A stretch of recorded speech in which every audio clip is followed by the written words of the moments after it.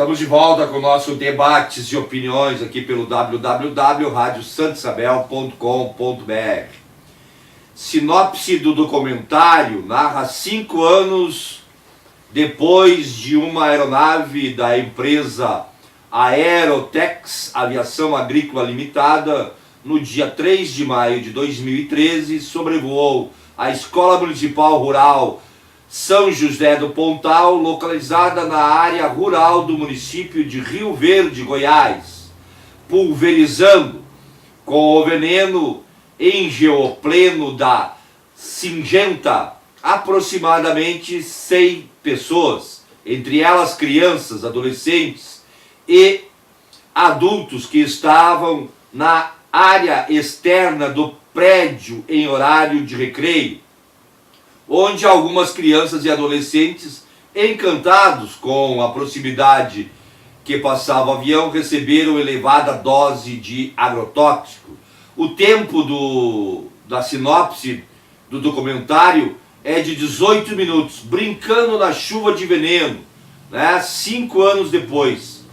Este documentário está lá no YouTube, coloque lá, Brincando na Chuva de Veneno, 5 anos depois.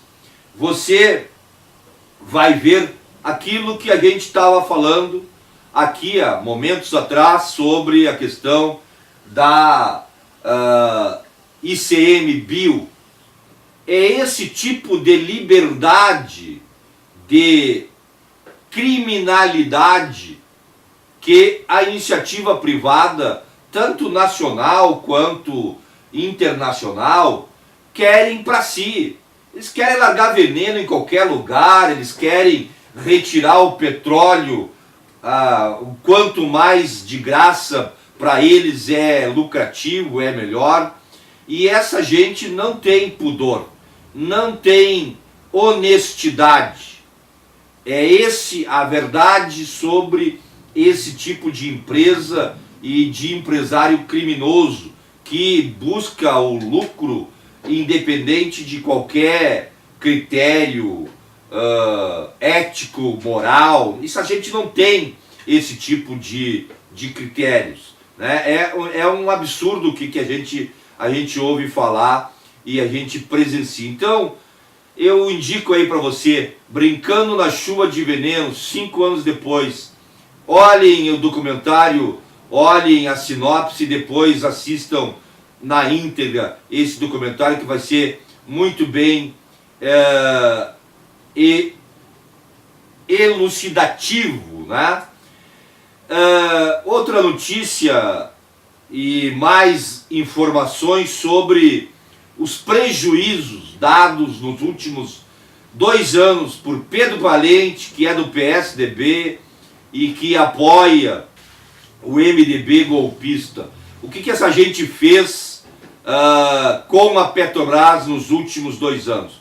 Vamos ouvir aqui mais um áudio sobre as entrevistas com os engenheiros da Petrobras. Vamos ouvir, para a gente entender um pouco mais desta criminosa ação contra o povo brasileiro.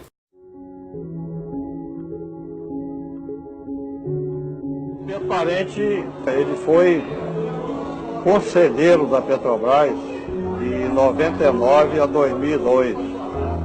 E nesse período ele inclusive assumiu a presidência do Conselho de Administração, que é o órgão máximo da companhia. Pedro Valente, nessa gestão dele na Petrobras, de 99 a 2000, final de 2002, aconteceram alguns prejuízos imensos para a Petrobras. O primeiro deles foi a venda dos ativos, 36% das ações da Petrobras na Bolsa de Nova York. E no nosso cálculo, o cálculo da EPET, elas valiam 150 bilhões na época, foram vendidas por 5. Então você vê o prejuízo que a nação levou, que a Petrobras levou, que o povo brasileiro consequentemente levou. Depois teve uma troca de ativos com a Repsol da Argentina, que é uma irmã caçula das 7 irmãs de petróleo. a Petrobras fez uma troca de ativos onde ela deu um patrimônio teoricamente valendo 500 milhões de dólares. Na realidade, nós calculamos que esse patrimônio valia 2 bilhões e 300 milhões de dólares. E a Repsol, em contrapartida, deu ativos como se fossem 500 milhões para as duas juntas formar uma terceira empresa. E esses ativos, 2 dias depois, perderam 330 milhões de dólares. Que é a crise da Argentina, que todo mundo já previa. O contrato foi fechado 2 dias antes de estourar o problema na Argentina. Então já se sabia que teria um prejuízo. E a Petrobras declarou no balanço que perdeu 330 milhões de dólares. Então, ela deu 2 bilhões e 300 milhões de dólares em troca de 170 milhões. Então, nós subsidiamos o Sindipetro do Rio Grande do Sul, entrou com uma ação, essa ação ganhou a liminar. A liminar foi cassada pelo presidente do STJ, do Superior Tribunal de Justiça, mas passados aí mais de 5 anos, um juiz lá do STJ viu o processo que estava arquivado e viu a gravidade do processo e o reativou. Ele desarquivou e ele está funcionando e o Pedro Parente é réu nessa ação.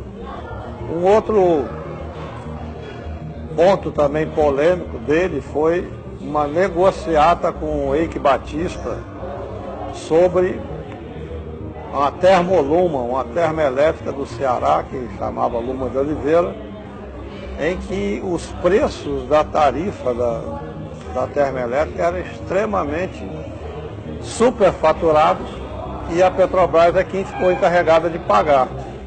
Então a Petrobras ia ter um prejuízo de 350 milhões de dólares de uma negociata direta entre Pedro Parente e Eike Batista. Aí entrou o diretor Hildo Sawa, o Hildo Sawa comprou a termoelétrica para estancar a sangria, então reduziu o prejuízo de 300 para 150 milhões de reais. Não teve como reduzir mais, porque já estava tudo andando, né?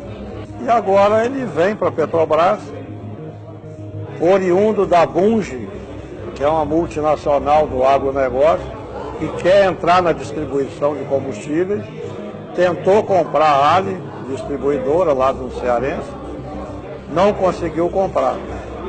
Então a Bunge deve estar por trás dessa tentativa do Parente vender o controle da PR Distribuidora, que é a joia da coroa, é a empresa que dá melhor fluxo de caixa para a Petrobras, é uma empresa estratégica para o Brasil, porque leva combustível nos confins do país e se fosse uma privada não ia sacrificar o lucro. Ela faz isso porque tem a consciência de ser uma estatal estratégica.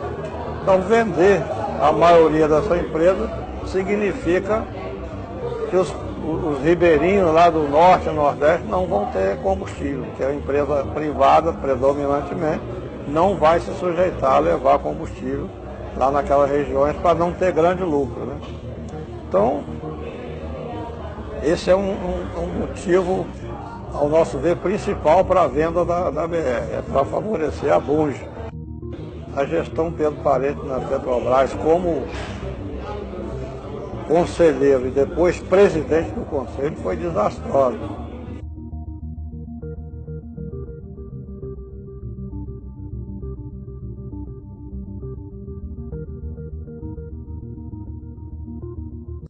Além de ser desastrosa, ela é genocida, porque ela retira recurso brasileiro, do povo brasileiro, para entregar para outro povo, né? Não é povo, para outros governantes, porque o povo norte-americano não concorda 100% com a prática escravagista com que os seus governos atacam o mundo inteiro. Então é um absurdo isso. Essa prática de Pedro Parente, do PSDB, do MDB, do DEM, desses partidos da direita, essa gente não está preocupado com a vida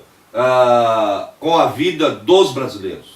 Essa gente está preocupada com a sua única vida. Ou você acha que a família e as gerações futuras de Pedro Parente, de Michel Temer, do Cunha, não estão garantidas pelo resto das suas vidas? Todos os descendentes dessa gente, dessa estirpe, né, de dirigente político, de corrupto, está protegida para o resto das suas vidas. Enquanto tiver um sangue Temer no mundo, vai estar protegido e garantido a sua sobrevivência, porque essas pessoas, esses indivíduos, entregaram uma nação de bandeja para o capital externo, internacional. E esta gente não está preocupada com as mortes que vão advir desse tipo de política. O momento que tu tira dinheiro do governo brasileiro para dar para outro tipo de investidor, que não seja brasileiro, que não fique investindo aqui no Brasil, é a morte. Não tem outra hipótese.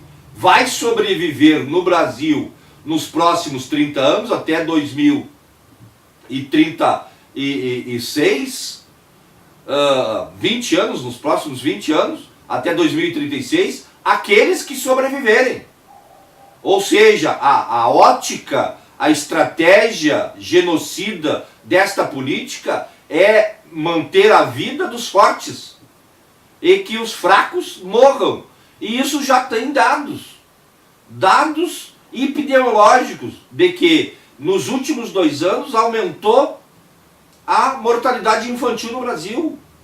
E estatisticamente falando, vai crescer o número de crianças nascidas e vai crescer o número de velhos. Ou seja, nós vamos ter país de velhos mortos e crianças que não vão alcançar a plena idade. Não vão passar de 1 ano de idade por causa da miséria. Isto é estatístico, isto é científico. Se você duvida do que eu estou falando, vai e pesquise sobre esse tipo de questão.